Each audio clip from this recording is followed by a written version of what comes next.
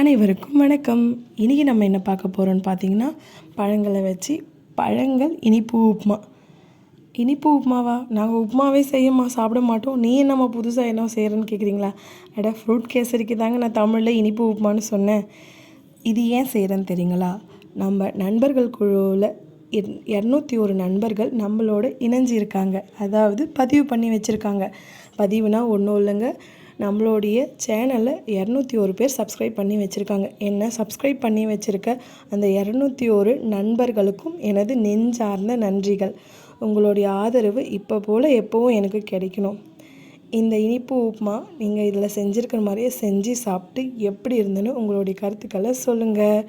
தொண்டை கொஞ்சம் சரியில்லை, அதனால தான் குரல் எப்படி இருக்குது. எதனா தவறாக இருந்தால் மன்னிச்சிக்கோங்க. இதை முயற்சி பண்ணி பாருங்கள், கண்டிப்பாக உங்களுக்கு ரொம்ப பிடிக்கும்.